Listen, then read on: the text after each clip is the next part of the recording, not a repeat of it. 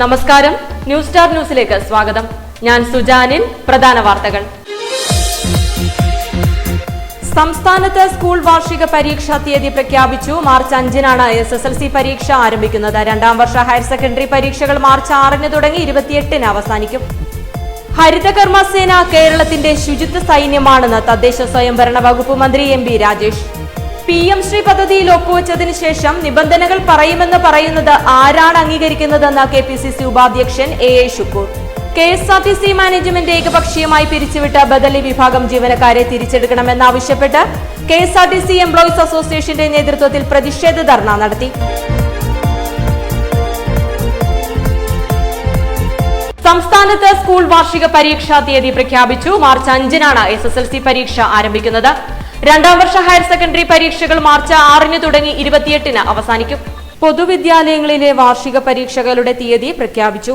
March 5-നാണ് SSLC പരീക്ഷകൾ ആരംഭിക്കുന്നത്.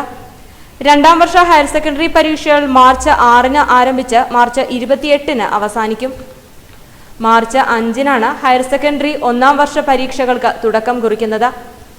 ഇത്തവണ SSLC ഹയർ സെക്കൻഡറി കുട്ടികൾക്ക് സ്ക്രൈബായി പരീക്ഷ എഴുതുവാൻ അനുമതിയുള്ളത് 9ാം ക്ലാസ് വിദ്യാർത്ഥികളായതിനാൽ 10, 12 പൊതുപരീക്ഷകൾ നടക്കുന്ന ദിവസങ്ങളിൽ പരമാവധി 9ാം ക്ലാസ് പരീക്ഷ ഒഴിവാക്കുമെന്ന് അധികൃതർ പറഞ്ഞു.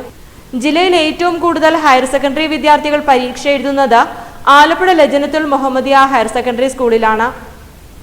1092 വിദ്യാർത്ഥികളാണ് ഇവിടെ ആകെ പരീക്ഷ എഴുതുന്നതെന്ന് Kerala higher secondary school principal association സംസ്ഥാന ഉപാധ്യക്ഷനും ലജനത്തുൽ മുഹമ്മദിയ പ്രിൻസിപ്പലുമായ TA Ashraf Kunjashan news star ന്യൂസിനോട് പറഞ്ഞു. ഈ വർഷത്തെ ഹയർ സെക്കൻഡറി പരീക്ഷ മാർച്ച് 5-ന് ആരംഭിച്ച് മാർച്ച് 28-നാണ് അവസാനിക്കുന്നത്. തുടർച്ചയായി 17 ദിവസമാണ് പരീക്ഷ നടക്കുന്നത്. ഞങ്ങളുടെ സ്കൂളിൽ 5 സ്ട്രീമിലായി +1, +2 വിഭാഗത്തിൽ 1092 കുട്ടികളാണ് പരീക്ഷ എഴുതുന്നത്. ആലപ്പുഴ ജില്ലയിൽ ഏറ്റവും കൂടുതൽ ഹയർ സെക്കൻഡറി വിദ്യാർത്ഥികൾ പരീക്ഷ എഴുതുന്ന സെന്റർ ഞങ്ങളുടെ സ്കൂളായ ആലപ്പുഴ ലജനത്തുൽ മുഹമ്മദിയ ഹയർ സെക്കൻഡറി സ്കൂളാണ്. ആലപ്പുഴ ജില്ലയിൽ 127 സ്കൂളുകളിലായി 25,000-ലധികം കുട്ടികളാണ് ഹയർ സെക്കൻഡറി പരീക്ഷ. സ്കൂളിലെ SSLC പരീക്ഷയ്ക്കുള്ള ഒരുക്കങ്ങളും പൂർത്തിയായതായി സ്കൂൾ ഹെഡ് മിസ്ട്രസ് സീനയും പറഞ്ഞു. നമ്മുടെ പരീക്ഷാ തീയതി പ്രഖ്യാപിച്ച വേളയിൽ നമ്മൾ മാർച്ച് 5-ന് എക്സാം തുടങ്ങുകയാണ്. മാർച്ച് 30 വരെ ആയിരിക്കും നമ്മുടെ എക്സാം. അപ്പൊ അതിന്റെ ഞങ്ങള് പ്രാരംഭ നടപടികളൊക്കെ നേരത്തെ തുടങ്ങിയിരുന്നു. കുട്ടികളുടെ സമ്പൂർണ്ണ അപ്ഡേഷൻ നമ്മൾ നടത്തിക്കൊണ്ടിരിക്കുകയാണ്. കുട്ടികളും പേരൻസും ഞങ്ങളോടൊപ്പം ഉണ്ട്. ജില്ലയിൽ ഏകദേശം 26,000-ഓളം കുട്ടികൾ +2 പരീക്ഷ എഴുതും. ഏകദേശം 40,000-ഓളം വിദ്യാർത്ഥികൾ SSLC പരീക്ഷയും ഈ വർഷം എഴുതുമെന്നും അധികൃതർ പറഞ്ഞു. ഹരിതകർമ്മസേന കേരളത്തിന്റെ ശുചിത്വ സൈന്യമാണെന്ന് തദ്ദേശ സ്വയംഭരണ വകുപ്പ് മന്ത്രി MP രാജേഷ് പറഞ്ഞു.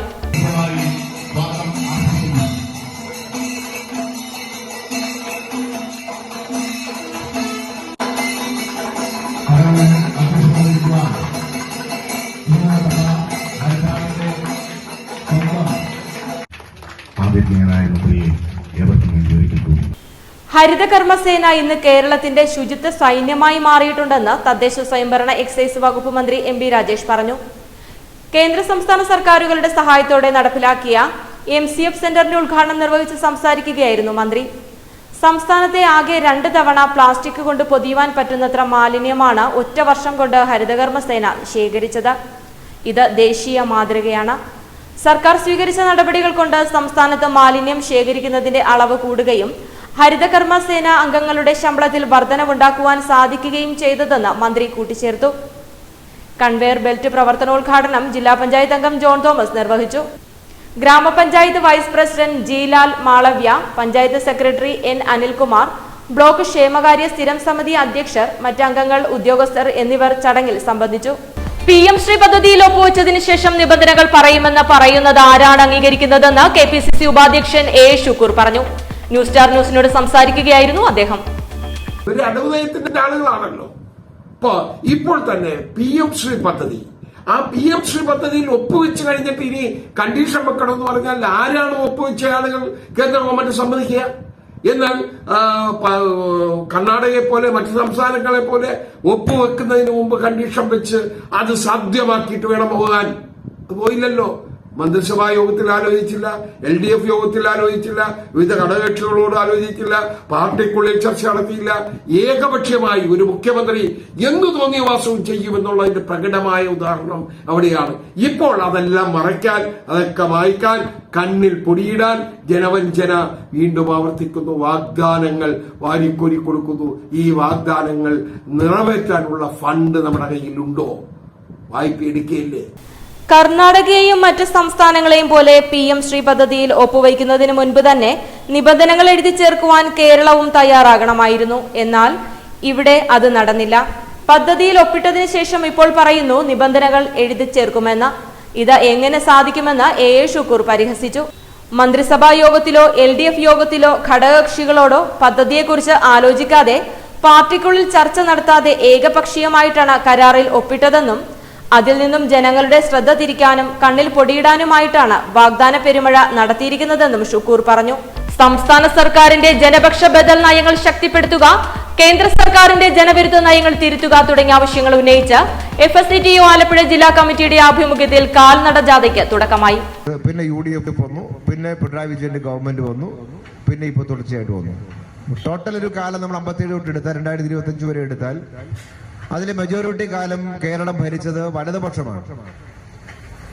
ഇടതുപക്ഷ ഗവൺമെന്റ് അല്ല. ഇങ്ങനെ മാറിയും കയറിയും വന്നുകൊണ്ടിരുന്നു. അതിലും മാറ്റം ഉണ്ടായത് ഇപ്പോഴാണ്. അതുകൊണ്ട് ഇപ്പോൾ നമ്മൾ കഴിഞ്ഞൊരു 9.5 കൊല്ലം അല്ലെ ഈ 2 ടേം 2016 മുതൽക്ക് ഇങ്ങോട്ടുള്ള കേരളത്തിന്റെ വികസന മേഖല നോക്കിയാൽ, ക്ഷേമ മേഖലയിലേക്ക് നോക്കിയാൽ മറ്റൊരു കാലത്തും ഇല്ലാത്ത വലിയ കുതിപ്പിലേക്ക് കേരളം വന്നു. അതില് കേരളത്തിലെ ഗവൺമെന്റ് ഒരു നയപരമായ ചില വ്യത്യാസം ചിലതിലെല്ലാം നമ്മൾ വരുത്തി. ഒന്ന്, കേരളത്തിലെ വികസന ആവശ്യങ്ങൾ അധികരിച്ചു വരുന്നു. നാടിന്റെ ആവശ്യം, ജനങ്ങളുടെ ആവശ്യം അധികരിക്കുന്നു. സംസ്ഥാന സർക്കാരിന്റെ ജനപക്ഷ ബദൽ നയങ്ങൾ ശക്തിപ്പെടുത്തുക, കേന്ദ്ര സർക്കാരിന്റെ ജനവിരുദ്ധ നയങ്ങൾ തിരുത്തുക, സിവിൽ സർവീസ്, വിദ്യാഭ്യാസ, ആരോഗ്യ മേഖലകളെ തകർക്കുവാനുള്ള നീക്കം തടയുക, വർഗീയത തടയുക എന്നീ മുദ്രാവാക്യങ്ങൾ ഉയർത്തി FSCTUയുടെ മേഖലാ കാൽനട പ്രചരണ ജാഥയ്ക്ക് തുടക്കമായി. KGOA സംസ്ഥാന വൈസ് പ്രസിഡന്റും ജാഥ ക്യാപ്റ്റനുമായ CK ഷിബുവിന് പതാക കൈമാറി H സലാം MLA ജാഥയുടെ ഉദ്ഘാടനം നടത്തി. ആലപ്പുഴ കച്ചേരിമുക്കിൽ നടത്തിയ സമ്മേളനത്തിൽ മേഖലാ പ്രസിഡന്റ് മിനിമോൾ വർഗീസ് അധ്യക്ഷയായി. ജാഥ വൈസ് ക്യാപ്റ്റനും KSTA ജില്ലാ ജോയിന്റ് സെക്രട്ടറിയുമായ P ബിനു, ജാഥ മാനേജറും NGO യൂണിയൻ ജില്ലാ joint secretary CC Nainan, KGOA area secretary V Mukundan എന്നിവർ സംസാരിച്ചു. KSRTC മാനേജ്മെന്റ് ഏകപക്ഷീയമായി പിരിച്ചുവിട്ട ബദലി വിഭാഗം ജീവനക്കാരെ തിരിച്ചെടുക്കണമെന്നാവശ്യപ്പെട്ട് KSRTC എംപ്ലോയീസ് അസോസിയേഷന്റെ നേതൃത്വത്തിൽ പ്രതിഷേധ ധർണ നടത്തി. Kerala state road transport employees association CITUവിന്റെ ആഭിമുഖ്യത്തിൽ വിവിധ ആവശ്യങ്ങൾ ഉന്നയിച്ച് പ്രതിഷേധ ധർണ നടത്തി. മാനേജ്മെന്റ് ഏകപക്ഷീയമായി പിരിച്ചുവിട്ട ബദലി വിഭാഗം ജീവനക്കാരെ തിരിച്ചെടുക്കുക, സൂപ്പർ ക്ലാസ് സർവീസുകളുടെ ഡ്യൂട്ടി വെട്ടിക്കുറച്ച നടപടി പിൻവലിക്കുക എന്നീ ആവശ്യങ്ങൾ ഉന്നയിച്ച് യൂണിയൻ ജില്ലാ കമ്മിറ്റി നടത്തിയ പ്രതിഷേധ ധർണ H സലാം MLA ഉദ്ഘാടനം ചെയ്തു.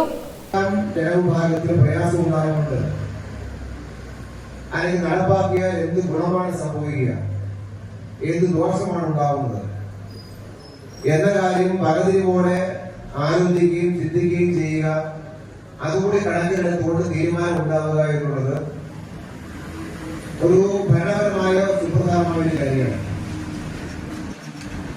അത് ഏതൊരു മനുഷ്യനും ഏത് കാര്യം നിശ്ചയിക്കുമ്പോഴും ചെയ്യുന്നൊരു കാര്യമാണ്. അത് സാമാന്യമായ ഒരു തത്വമാണ്.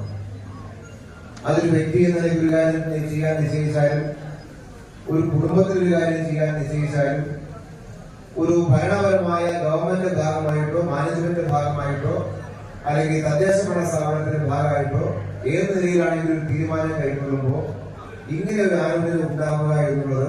ആലപ്പുഴ KSRTC സ്റ്റാൻഡിൽ സംഘടിപ്പിച്ച ധർണയിൽ യൂണിയൻ ജില്ലാ പ്രസിഡന്റ് K പത്മകുമാർ അധ്യക്ഷനായി. യൂണിയൻ സംസ്ഥാന വൈസ് പ്രസിഡന്റ് A അൻസാർ, സംസ്ഥാന കൌൺസിൽ അംഗങ്ങളായ KK ഷാജി, ശബരിനാഥ് എന്നിവർ സംസാരിച്ചു. ജില്ലാ ട്രഷറർ MK രജീഷ് ധർണയ്ക്ക് സ്വാഗതം പറഞ്ഞു.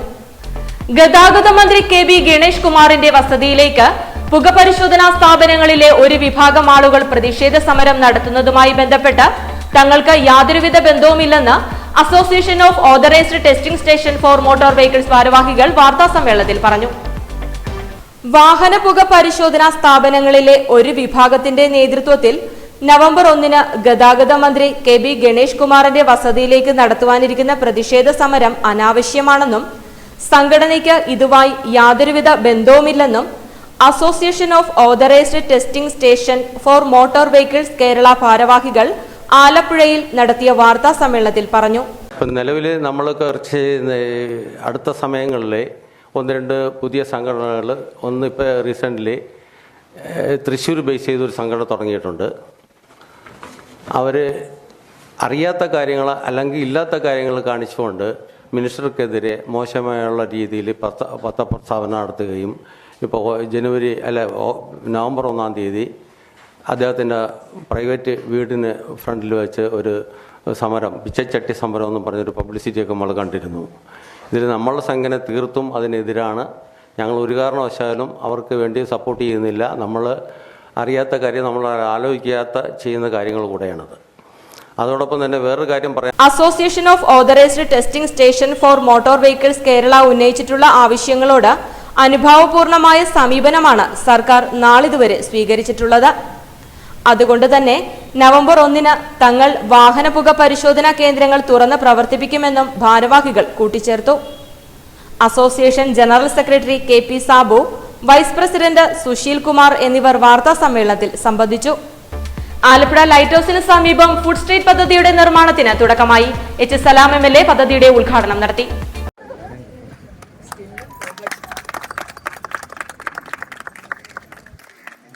ആലപ്പുഴ നഗരസഭ സിവിൽ സ്റ്റേഷൻ വാർഡിൽ ലൈറ്റ് ഹൌസിന് സമീപം ഫുഡ് സ്ട്രീറ്റിന്റെ നിർമ്മാണത്തിന് തുടക്കമായി. FCI ഗോഡൌണിന് മുന്നിലെ എലിഫന്റ് ഗേറ്റ് റോഡിൽ ആരംഭിക്കുന്ന ഫുഡ് സ്ട്രീറ്റ് പദ്ധതിയുടെ നിർമ്മാണോദ്ഘാടനം H. സലാം MLA നിർവഹിച്ചു. പ്രാഥമികമായ യോഗങ്ങൾ തീരുമാനിക്കുകയും പിന്നീട് അതിന്റെ പദ്ധതി രൂപീകരണത്തിന്റെയും ഇപ്പോൾ ഇംപ്ലിമെന്റേഷൻ സൈഡിലേക്ക് വരെ എത്തിച്ചേർന്ന എല്ലാ നടപടിക്രമങ്ങളും ആലപ്പുഴ നഗരസഭ പൂർത്തിയാക്കിയതിന്റെ ഭാഗമായിട്ടാണ് നമുക്കിപ്പോൾ ഈ പദ്ധതി ഇവിടെ ആരംഭിക്കാൻ പറ്റുന്നത്. ഒരുപാട് വിശദീകരിച്ച് ഞാൻ സംസാരിച്ചു പോകുന്നില്ല.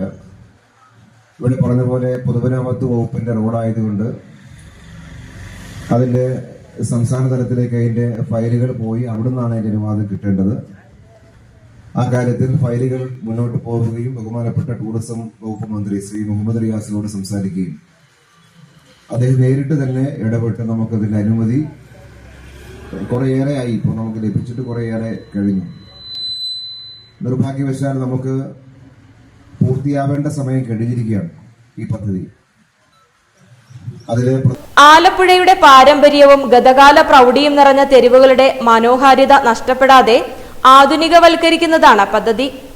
തെരുവിനെ പൂർണ്ണമായും സൗന്ദര്യവൽക്കരിച്ച് FCI ഗോഡൌണിന്റെ പ്രവർത്തനങ്ങളെ ബാധിക്കാതെ വൈകിട്ട് 5 മുതൽ രാത്രി 12 വരെ പ്രവർത്തിക്കുന്ന ഫുഡ് സ്ട്രീറ്റിൽ നിന്ന് ആഭ്യന്തര വിനോദ സഞ്ചാരികൾക്കുൾപ്പെടെ രുചിയൂറും ഭക്ഷണങ്ങൾ നുകരാം.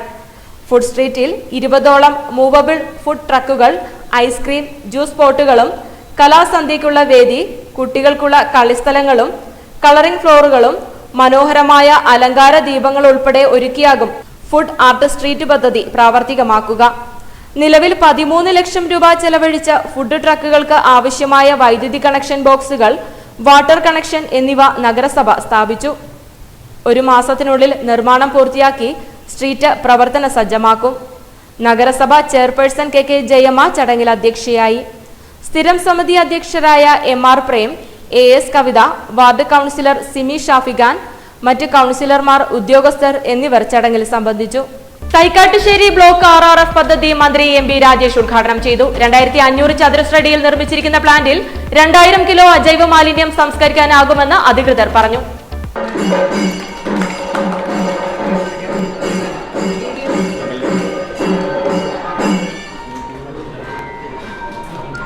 Thaikkattussery block panchayat resource recovery facility RRF കേന്ദ്രത്തിന്റെ പ്രവർത്തനോദ്ഘാടനം തദ്ദേശ സ്വയംഭരണ വകുപ്പ് മന്ത്രി MB രാജേഷ് നിർവഹിച്ചു. തദ്ദേശ സ്വയംഭരണ വകുപ്പിനും സർക്കാരിനും വേണ്ടി പ്രത്യേകമായിട്ട് അഭിനന്ദിക്കുകയാണ്. വളരെ സന്തോഷമുള്ളൊരു കാര്യമാണ്. പക്ഷേ ഈ പരിപാടി നേരത്തെ പറഞ്ഞിരുന്നില്ല, അപ്പുറത്തെ പറഞ്ഞിരുന്നു. അതുകൊണ്ടാണ് പറ്റിപ്പോയി. എല്ലാ ആശംസകളും. 2500 ചതുരശ്ര അടിയിൽ നിർമ്മിച്ചിരിക്കുന്ന പ്ലാന്റിൽ പ്രതിദിനം 2000 കിലോ അജൈവ മാലിന്യം സംസ്കരിക്കുന്നതിന് ശേഷിയുണ്ട്. ബ്ലോക്ക് പരിധിയിലെ 5 ഗ്രാമപഞ്ചായത്തുകളിലുള്ള MCFകളിലേക്ക് ഹരിതകർമ്മസേന എത്തിക്കുന്ന മാലിന്യങ്ങൾ RRFൽ എത്തിച്ച് സംസ്കരിക്കും. പ്ലാസ്റ്റിക്കുകൾ ഷ്രൈഡിംഗ്, ബൈലിംഗ് എന്നിവ ചെയ്യുവാനുള്ള സൗകര്യം, മണ്ണ് കലർന്ന മാലിന്യങ്ങൾ വേർതിരിക്കുവാനും തൂക്കം അളക്കുവാനുമുള്ള സൗകര്യം എന്നിവ പ്ലാന്റിലുണ്ട്. പദ്ധതിയിലൂടെ ആദ്യഘട്ടത്തിൽ 4 വനിതകൾക്ക് തൊഴിൽ ലഭിക്കും. ചടങ്ങിൽ ദിലീമ ജോജോ MLA അധ്യക്ഷയായി.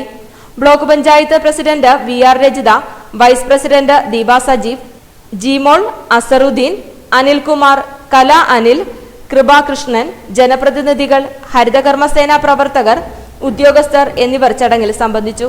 പ്രധാന വാർത്തകൾ ഒരിക്കൽ കൂടി. സംസ്ഥാനത്ത് സ്കൂൾ വാർഷിക പരീക്ഷാ തീയതി പ്രഖ്യാപിച്ചു. മാർച്ച് 5-നാണ് SSLC പരീക്ഷ ആരംഭിക്കുന്നത്. 2ാം വർഷ ഹയർ സെക്കൻഡറി പരീക്ഷകൾ മാർച്ച് 6-ന് തുടങ്ങി 28-ന് അവസാനിക്കും. ഹരിതകർമ്മസേന കേരളത്തിന്റെ ശുചിത്വ സൈന്യമാണെന്ന് തദ്ദേശ സ്വയംഭരണ വകുപ്പ് മന്ത്രി MB രാജേഷ്. PM ശ്രീ പദ്ധതിയിൽ ഒപ്പുവെച്ചതിനു ശേഷം നിബന്ധനകൾ പറയുമെന്ന് പറയുന്നത് ആരാണ് അംഗീകരിക്കുന്നതെന്ന് KPCC ഉപാധ്യക്ഷൻ AA ഷുക്കൂർ. KSRTC മാനേജ്മെന്റ് ഏകപക്ഷീയമായി പിരിച്ചുവിട്ട ബദലി വിഭാഗം ജീവനക്കാരെ തിരിച്ചെടുക്കണമെന്നാവശ്യപ്പെട്ട് KSRTC എംപ്ലോയീസ് അസോസിയേഷന്റെ നേതൃത്വത്തിൽ പ്രതിഷേധ ധർണ നടത്തി.